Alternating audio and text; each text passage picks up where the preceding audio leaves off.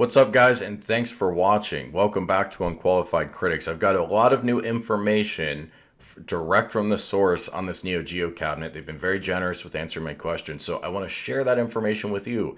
In addition to that video I just showed, that is leaked from the MVSX product. And if you're new to this, this is the Neo Geo MVSX arcade that you can buy for your home. It should be $500 if you want the whole package, including the pedestal below, so it's a proper, quasi 3/4 scale arcade, or you can just buy it as a bar top. Product looks pretty interesting to me, and I thought that since the first image of this dropped. So let's go through everything I know, but there's a lot of new info here. The cabinet is confirmed, just want to get this out of the way, 19 inches wide. Now, for comparison, that is the exact same width as a standard two-player arcade one-up. And it is narrower than a Legends Ultimate. That's a wide boy. I've got mine over here off camera. Don't know offhand the dimensions, but if you have one, it's substantial. So this is going to be narrower than that, but a lot more people own arcade one-ups than Legends Ultimates right now. So if you're watching this, you may have a one-up at home. Know that this is going to be the same width. Speaking of arcade one-up, they were in talks with SNK previously. A lot of us saw the leaked images, I think around January of this year, 2020. Those leaked images were of prototypes that Arcade One-Up built in the hopes of completing a deal, but unfortunately that deal never came to fruition.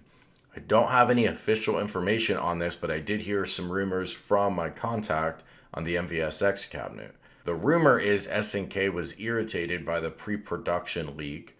My source cannot confirm that, strictly hearsay, so take it with a grain of salt. My contact also tells me the licensing cost for the SNK brand and all these games may have been a barrier for Arcade One-Up. Which brings us to this cabinet, which is very real and going to be coming out soon. It is officially licensed by SNK. There were some guys on YouTube who have said that they don't think this is official. They were speculating and they're wrong. We now have proof of that. This has been posted to the official SNK Facebook group. It's legit, but look, nobody should have ever assumed that, because one does not simply rip off SNK's logos and IP for a major product launch. The whole product might be fake, might have been fake, but for it to be a real product but ripping off the IP, no way. That's just not how things work. That's crazy. So we know that's not the case. We know the product is real, and hence the video footage of it. Now, my contact for this cabinet tells me they have guys working on the team on this product who are from SNK going back to the 90s and the mid-2000s, so the golden era of Neo Geo. Now, it is important to note that Neo Geo themselves, SNK, they're not building this cabinet. This is a licensed third-party product, but it's no different than if you buy a Legends Ultimate with a lot of licensed games, but the people making Tetris didn't make the Legends Ultimate, and same thing with Arcade One-Up. The upcoming Sega cabinet with Golden Axe, I hope that's coming soon. That's not made by Sega, it's a third-party product. Same thing here. Alright, now when you look closely at the cabinet, you will see the standard colored 4 buttons for player 1 and again for player 2, but there are also 2 white buttons. And as a viewer pointed out, the MVS games, the original Neo Geo MVS games, those were 4-button games, so why do we have the extra buttons? Now, the Fight Stick Pro, a previously licensed SNK arcade product, came out last year. That was very quickly hacked to add more games. Now, I don't know why that one had extra buttons, but it had an 8-button layout. I'm not sure if the extra buttons here are just to make it more of a standard layout in case people do end up adding their own games. It's kind of a wink and a nod. Or maybe they'll have some official way to let you add games, which I kind of doubt that, but who knows. But that's purely speculation, so take that on the controls front with a grain of salt. Alright, let's look at the coin door, and actually there are multiple coin doors if you buy the whole bundle with the pedestal and the tabletop. First, the tabletop. It has a very little coin door. It's very clearly just for decoration. I've confirmed it is adhesive. It's a sticker, so it can be removed.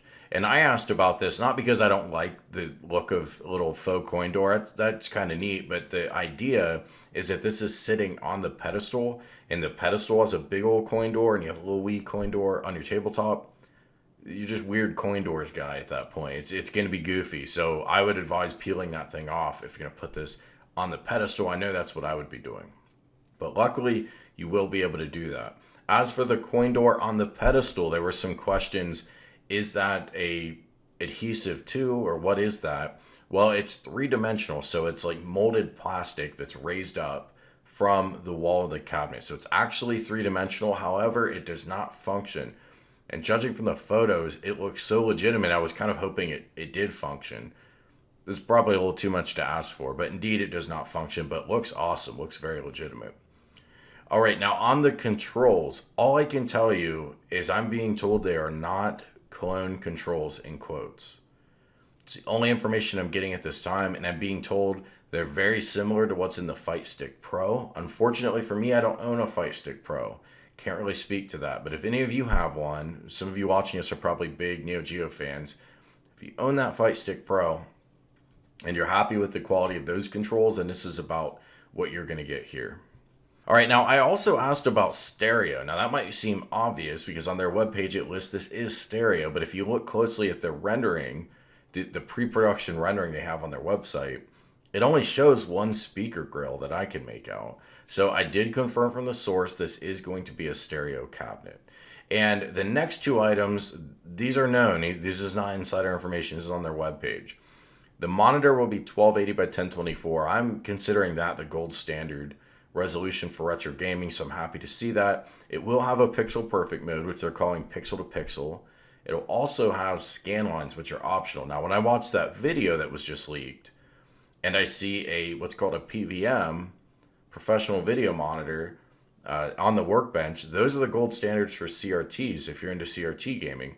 My hope is they're working overtime to make sure that this scanline filter in the MVSX really does match the original scanlines. I was playing my Nintendo Classic last night, the NES Classic, and I'm reminded that there is a world of difference with the scanline filters.